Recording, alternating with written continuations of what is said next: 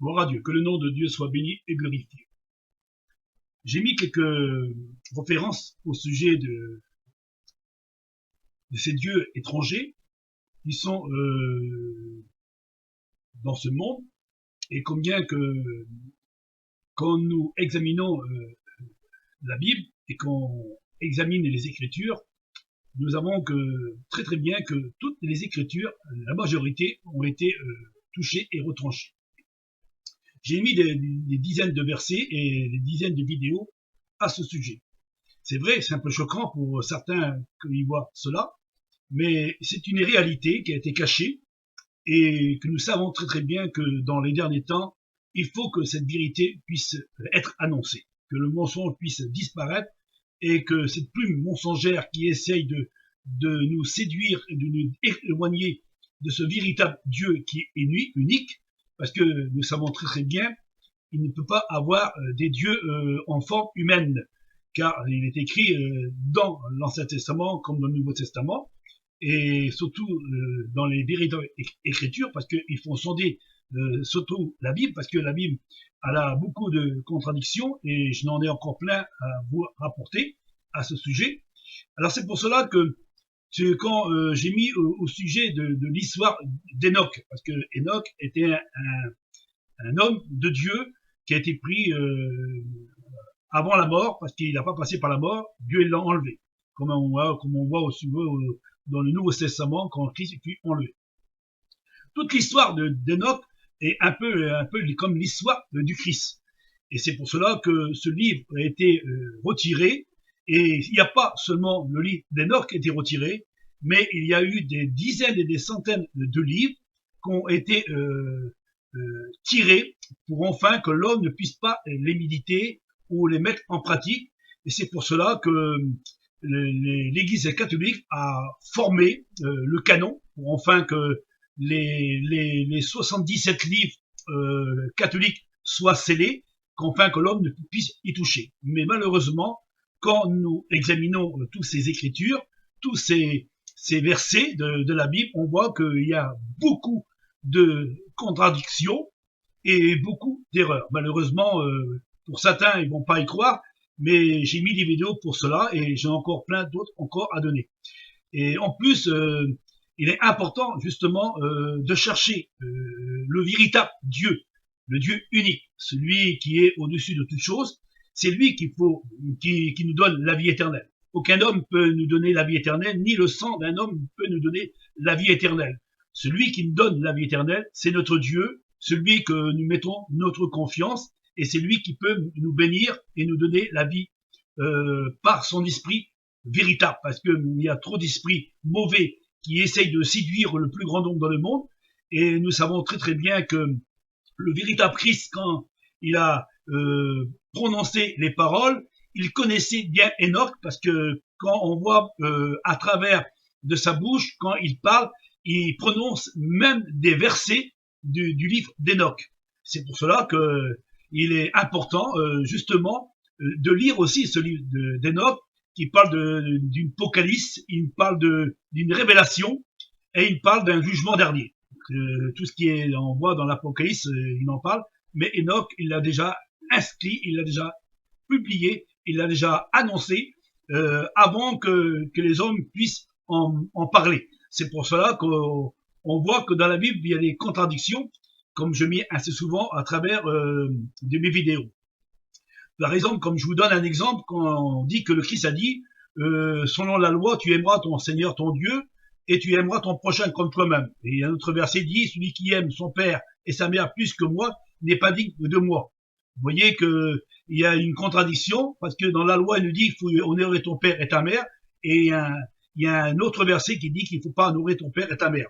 Selon des contradictions qui prouvent qu'il y a deux personnages dans la Bible.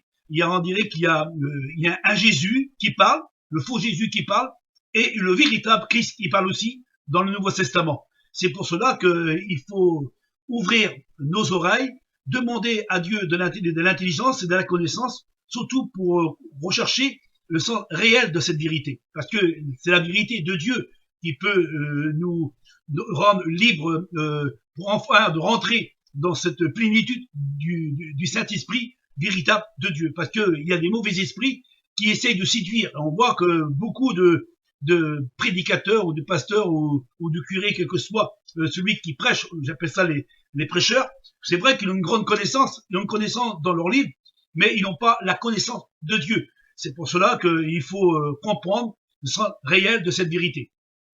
Toutes ces histoires qu'on voit qui étaient cachées, qu'on ne savait pas autrefois, parce que si nous mettons une puissantaine d'années en arrière, nous, en temps humain, on n'avait pas l'accès à connaître les Écritures, parce qu'on ne savait pas lire ni écrire il y a plus de 100 ans en arrière. Aujourd'hui, on commence à se méfier, parce qu'on commence à avoir de la connaissance, et on commence à avoir à lire et à écrire et à comprendre les Écritures. Parce que la Bible nous dit, à travers de certains versets de la Bible, c'est pour ça que Paul dit, il faut prendre ce qui est bon et rejeter ce qui est mauvais. Et moi, je prends ce qui est bon dans la Bible. Je ne dis pas qu'il faut pas prendre la Bible et l'acheter à la poubelle, mais il faut la prendre et la méditer et sonder les Écritures. On ne sonde pas Dieu, on sonde les Écritures. Et à travers les Écritures, en cherchant et en méditant et surtout en priant notre Père éternel, notre Dieu, lui, il est capable de nous donner cette connaissance. Et c'est pour cela que dit, heureux ceux qui auront de la connaissance, car ils verront Dieu. Ce ne sont pas les innocents. Les innocents, heureusement, les innocents, c'est ceux qui n'ont pas de connaissance dans la vérité. Ils sont loin et connaître le sens réel de Dieu. Ils mangent à toutes les tables, mais je suis bien placé pour cela, parce que autrefois, j'étais un pasteur qui prêchait dans des églises, et j'ai prié plusieurs fois Dieu, et j'ai vu que des choses qui n'étaient pas à la gloire de ce véritable Dieu. Et c'est pour cela que j'ai prié, j'ai demandé, et Dieu m'a ouvert les yeux à connaître le sens réel de cette vérité. C'est vrai qu'il y a beaucoup qui vont essayer de me tiquer, de me dire que j'ai tort, mais qu'importe, je suis pas là pour plaire à vous.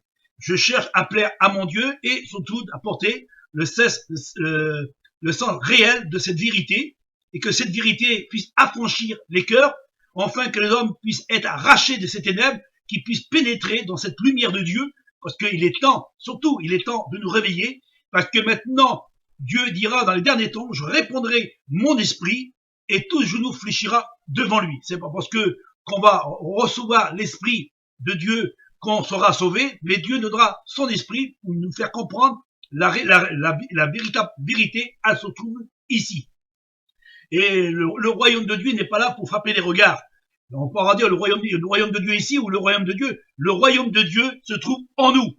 Et c'est dans la présence éternelle de Dieu en nous que nous proclamons la vérité. Et nous sommes des clairvoyants, nous sommes des lumières pour éclairer ceux qui sont dans les ténèbres. C'est pour cela que si je mets tous ces vidéos, tous ces récits pour dire qu'il y a des erreurs, des contradictions, des fausses religions qui ont été avant le Christ et qui ont formé un Christ, un Jésus, c'est pour cela que quand vous regardez dans la Bible, quand vous regardez que le jour de la naissance du Christ, quand l'ange Gabriel il vient vers Marie, il dira, tu l'appelleras du nom de Jésus. Et un autre chapitre qui nous dit que un rêve qui a reçu Joseph en disant, tu l'appelleras Emmanuel. Et pourtant, quand nous regardons dans la Bible que il n'y a aucun nom été prononcé du nom Emmanuel. Christ, il s'appellera jamais Emmanuel, et pourtant, dans l'Ancien Testament, on dira, tu l'appelleras Emmanuel, Dieu est avec nous. Mais en réalité, le nom de Jésus, quand on le prononce aujourd'hui, est-il vraiment ce nom que nous devons invoquer ou nous devons le prier? Parce qu'il est important, surtout, il est important, je vous le dis, de la part de Dieu, parce que le nom de Jésus n'est pas un nom unique. C'est pour cela que quand le véritable Christ, quand il a parlé avec ses disciples, il a dit, qu'est-ce que je suis moi en réalité? Christ, il est le Messie, il est venu dans le monde, mais il n'est pas le Messie comme ce Messie qui est le faux Messie, le faux Christ, le faux prophète, le faux Jésus qui essaye de vous détourner de ce véritable évangile. C'est pour cela que l'Église catholique a voulu sceller cette Bible de 77 livres, hein, et on voit aussi que les protestants ont 66 livres et les orthodoxes 88 livres. On voit bien que même la Bible, elle est même pas scellée avec le nombre de livres ensemble. Parce que si nous regardons à l'intérieur de la Bible et qu'on examine les Écritures, on voit qu'il y a des dizaines d'erreurs et des dizaines de contradictions. C'est pour cela que je vous le dis, de la part de Dieu, il faut examiner ces Écritures, surtout examiner si nous sommes dans le plan de Dieu et si nous avons l'Esprit de Dieu en nous, parce que notre ennemi, qu'il est tellement redoutable et tellement puissant, qui essaye, parce que il se déguise en ange de lumière, il est capable de vous séduire, de vous éloigner de cette vérité de Dieu. Le véritable évangile n'est pas la Bible, mais le véritable évangile se trouve dans la présence de Dieu, dans la bouche de Dieu, et par les mots de Dieu, par le son de Dieu. Et c'est pour cela que le Christ, le véritable Christ a dit, sondez les Écritures, plongez-vous dans les Écritures et cherchez la vérité. Et celui qui cherche la vérité trouvera la vérité, et la vérité sera en lui, et cette vérité l'affranchira, il pourra rentrer dans le royaume de Dieu. C'est vrai que c'est dur, les paroles que je vous annonce, mais je vous le dis de la part de Dieu, il est temps de se réveiller. Regardez tout ce que j'ai mis sur mon Facebook, sur YouTube. C'est pas des mots, ce sont pas des paroles. Je suis pas un grand adorateur, je suis pas un gros prêcheur avec des belles paroles, des grands discours, mais je parle avec mon cœur. Je vous le dis, de la part de Dieu, il est temps de se réveiller. Il est temps de quitter ces dieux formés de mains d'homme ou à l'image de l'homme, parce que il est temps de se quitter toutes ces choses-là. Ce sont des religions qui sont du diable, de notre ennemi. Il a essayé de imiter toutes les choses de Dieu, mais malheureusement, dans les derniers temps, il va s'écrouler, cet ennemi redoutable, et il va être écroulé par la puissance et par l'autorité des hommes de Dieu aujourd'hui. Et les hommes de Dieu, ils sortiront de l'ombre pour annoncer le véritable évangile.